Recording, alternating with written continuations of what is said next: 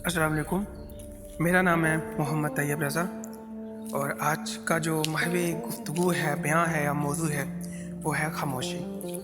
تو خاموشی جو ہے یہ وہ چیز ہے اس دنیا میں جس کے کوئی الفاظ نہیں ہے، جس کی کوئی زبان نہیں ہے، اور یہ وہ عین عبادت ہے جس کی نہ کوئی محنت ہے نہ مشقت ہے، اور یہ وہ عبادت ہے جس کا اجر اتنا ہے کہ کوئی گمان نہیں کر سکتا۔ جو زبان صرف خدا جانتا ہو نا، اس کا اجر بھی صرف خدا ہی دیتا ہے، اور اس کا اجر اتنا ہے کہ ہم نہیں جانتے کہ کتنا ہے۔ تو یہ ایک ایسی عبادت ہے جس کے الفاظ نہیں ہیں، جس کی کوئی زبان نہیں ہے، اور اس کو سننے والا سوائے رب کے کوئی نہیں ہے۔ تو خاموش رہنا سیکھیے اپنی زندگی میں، کبھی تنہائی میں خاموشی کو اختیار کیجیے، دنیاوی معاملات میں خاموش رہنا سیکھیے۔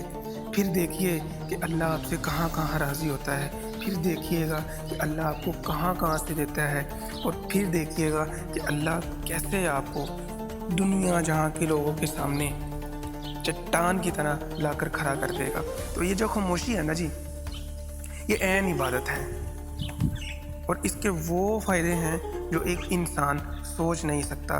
لہٰذا خدا کی رضا کے لیے، اللہ کی رضا کے لیے جو ہے وہ خاموش رہنا سیکھیے، اور خاموشی کو اپنی زندگی میں یوں شامل کیجیے جیسے آپ کسی سانس کے بغیر زندہ نہیں رہ سکتے۔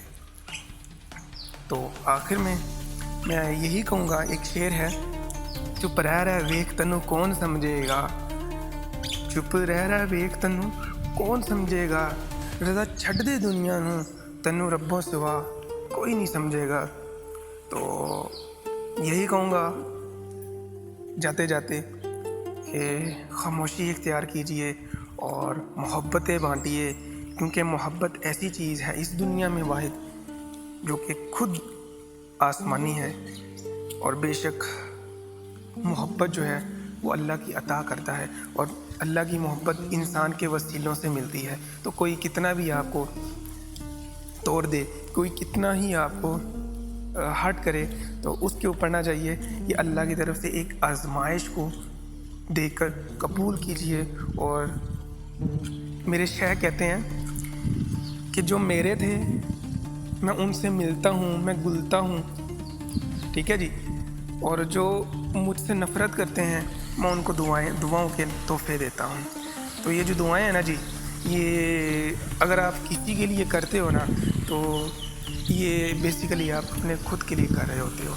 تو دعائیں جو ہیں وہ ہر کسی کے لیے کیجیے، کسی نے آپ کا دل توڑا ہے، نہیں توڑا، ٹھیک ہے، اور کچھ بھی ہوا ہے آپ کی زندگی میں، تو آپ جو ہے دعائیں دینا نہ بند کریں کسی کو، دعاؤں کے تحفے جاری رہنے چاہیے، اور معاف کرنے والا جب اللہ ہے تو ہم کون ہوتے ہیں۔